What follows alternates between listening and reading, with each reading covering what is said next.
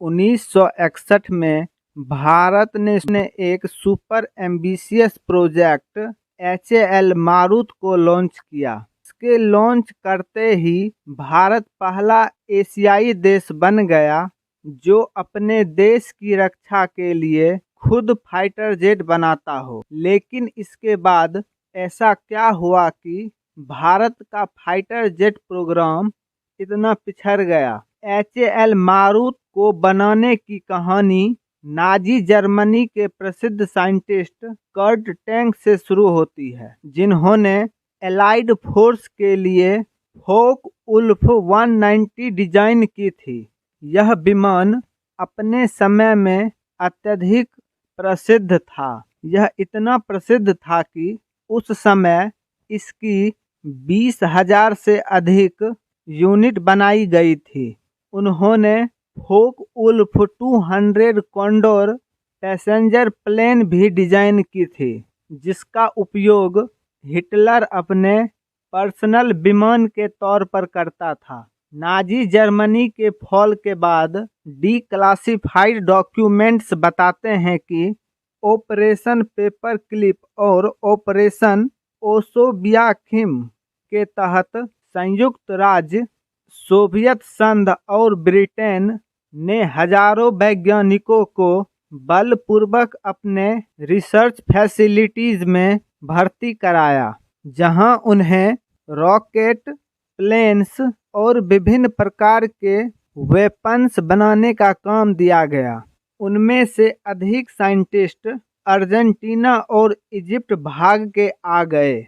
उनमें से एक थे कर्ट टैंक, जिन्हें अर्जेंटीनी जासूसों के द्वारा फोर्ज्ड पासपोर्ट दिलाकर उन्हें अर्जेंटीना में एंट्री मिल गई और अर्जेंटीनी राष्ट्रपति जुआन पेरोन ने उन्हें अपने पहले फाइटर जेट तैयार करने के लिए भर्ती किया। लेकिन जब यह 1955 में पूरा होने के आखिरी चरण में था, तो अर्जेंटीना में मिलिट्री कूप हो जाता है और कर्ट टैंक को फोर्ज्ड पासपोर्ट के आरोप में उन्हें जेल हो जाती है। जेल से निकलने के बाद उन्होंने भारत सरकार के लिए फाइटर जेट्स बनाने का प्रस्ताव दिया, जिसे HAL ने तुरंत स्वीकार किया और इस तरह कर्ट टैंक के साथ 17 सहयोगी भारत आ गए। लेकिन भारत सरकार द्वारा फंड सैंक्शन होने में देरी के कारण उन्होंने मद्रास इंस्टीट्यूट ऑफ टेक्नोलॉजी में डायरेक्टर के रूप में काम किया, जहां उन्हें APJ अब्दुल कलाम आजाद छात्र के तौर पर मिले। मारुत प्रोजेक्ट को 1956 में मंजूरी मिली, लेकिन HAL के पास विमान डिजाइनर और परीक्षण फैसिलिटीज की कमी थी। उन्होंने आज तक केवल एक HT-2 ट्रेनर विमान डिजाइन किया था।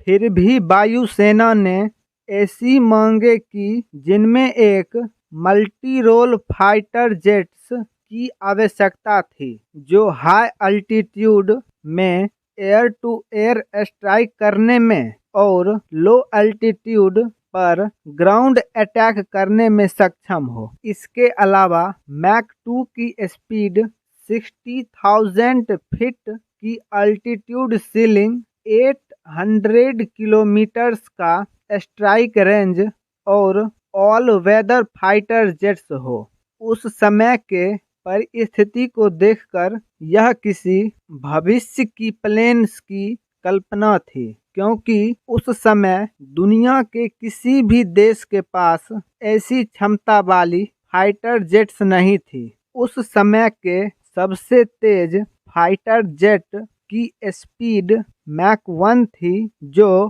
5 महीने पहले ही प्रोडक्शन में आई थी। 4 साल बाद अमेरिका के स्टार फाइटर ने मैक 2 की रेखा को पार करने वाला पहला जेट्स बना, जबकि अगले ही साल सोवियत के MiG-21 ने मैक 2 की रेखा को पार किया। 1956 में इस प्रोजेक्ट को सफल बनाने के लिए कर्ट टैंक और उनके 17 सहयोगी बेंगलुरु चले आए।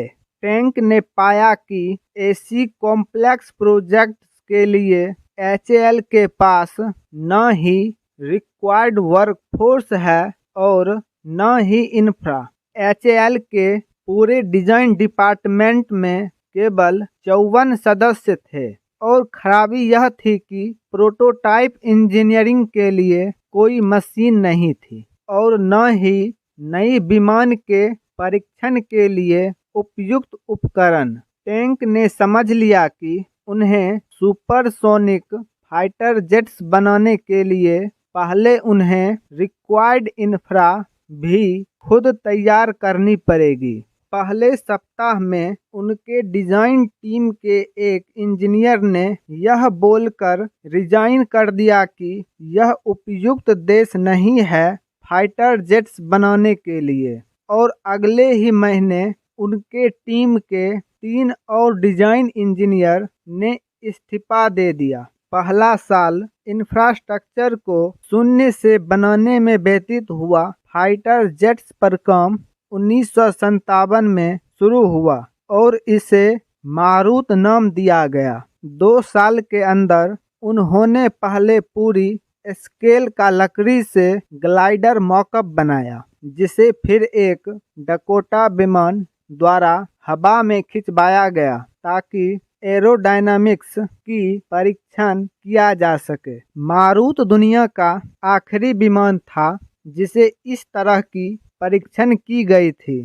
पहले मारुत का निर्माण 1960 के दशक में शुरू हुआ था और इसे पहली बार 1961 में विंग कमांडर सुरंजन दास द्वारा उड़ाया गया। इस विमान की आखिरी संस्करण 1962 में तैयार हुआ। यह एक ऐसा विमान दिखता था जो अपने समय से आगे का विमान था। उसमें स्टेट ऑफ आर्ट डिजाइनिंग थी, हाई मैन्यूरेबिलिटी और ऐसी सुरक्षा सुविधाएं थी कि जैसे एक इंजन की खराबी दूसरे को हानि नहीं पहुंचाती थी।